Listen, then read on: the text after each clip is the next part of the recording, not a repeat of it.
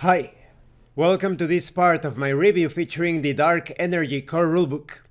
If you haven't seen the other parts of my review, featuring this 5e powered RPG of high magic and high technology, please check out the playlist in the description below. This time we are going to take a look at the Engineer character class. Masters of Mechanical Mayhem, engineers love to tinker with explosives, devices, and all manner of hazardous gadgets. You can create technological marvels, including robotic servants, battlesuits, jetpacks, and drones. In combat, you deploy a host of powerful turrets to protect allies and obliterate your enemies. Your love of creating knows no bounds. You are on the cutting edge of technology and are pushing the boundary of known science. You are no mere mortal. You are an engineer. Let's talk about some of the class features.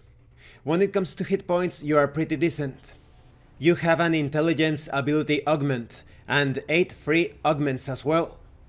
You are proficient in the use of light and medium armor, shields, simple weapons, sidearms, long arms, and tools such as the mechanic's tools and the smith's tools. Your saving throws are based on dexterity and intelligence. You have skills such as craft mechanical, craft electronic, craft chemical, knowledge of science, history, computer use. Let's talk about your abilities and powers. You have the portable work table. You can craft non-magical items twice as quickly and can use rests during adventuring time to make progress in crafting an item. You also have turrets. You can deploy small turrets. They can be gun turrets, later on healing turrets, so you can protect your allies and destroy your enemies. Later on, you obtain a program. This is a specific archetype of the engineer class, and we will talk about those in a few moments.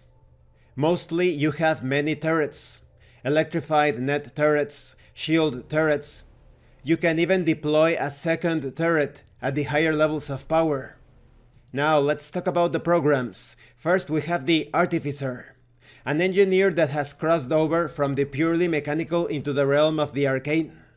Artificers use a limited amount of spells to enhance their mechanical handiwork and even bestow sentience upon their robotic creations. So you're going to be a full-time spellcaster with spells such as Data Download, Shutdown, Incognito Video, Repair Major Device. We are going to talk about magic in a future part of this review. You have a robotic servant. Instead of a golem in a more standard fantasy setting, because this is a science fantasy setting, you have this robot that you can customize, and it benefits from several things. It is immune to psychic damage. It cannot be charmed. It is immune to poison damage. It gains dark vision, and you can customize it or improve it as you level up, increasing its attacks, its size, allowing it to swim quite fast and even fly.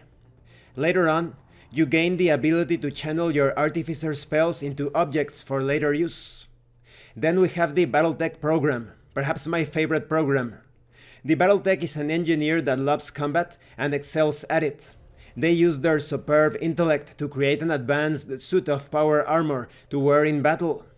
You can mount 2 weapons upon this suit. You have evasive maneuvers, so you're going to be quite difficult to attack. You can regenerate. You have great armor class, and it even enhances your ability scores. Then we have the Gadgeteer. Some engineers can't help themselves. They must build all sorts of things. Whether it's a tiny drone, a jetpack, or a pair of robotic warriors, these Gadgeteers are masters at building useful devices of all kinds. You can create robotic warriors. You can build yourself a jetpack. You can construct scuba gear. You can build drones. You can even build a robot that transforms into a bike. That's quite practical. Then we have the Flesh Mechanic. These engineers push the boundaries of cybernetics. They can craft unique advancements and apply them to themselves or others. So you can create all sorts of cybernetics to improve pretty much any aspect of your character or someone else's character. You can even perform cybernetic surgery to implant or insert subcutaneous body armor and even an internal weapon mount. You could even mount one weapon to a suit of heavy armor. And this concludes this part of the review. In the next part we are going to talk about the Instrumentalist. As you can see, the Engineer is quite versatile, one of the more flexible character classes in this game. I would love to create a Cyclops that is also an Engineer. Imagine the potential. You would have this huge combatant benefiting from all sorts of gadgets. And the programs are quite interesting. If you want to be more of a spellcasting engineer, you should choose the Artificer. If you want to be more of a frontliner or a tank, you should choose the Battletech program. The Gadgeteer program is perhaps the more utility-based program of the bunch, while the Flesh Mechanic feels a lot like a booster. You improve your own body or the bodies of the other members of the party to become more lethal. That is, as long as your body adapts to the implants. In general, I would say that the Engineer character class is perfect for someone who wants a small army of gadgets and robots to his or her disposal. Thank you for watching this part of the review, and thank you for your likes and your comments. If you have any questions or comments, please let me know. And thank you so much to those of you that are going the extra mile to support the channel.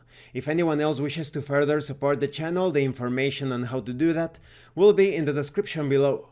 Once again, thank you, and see you later.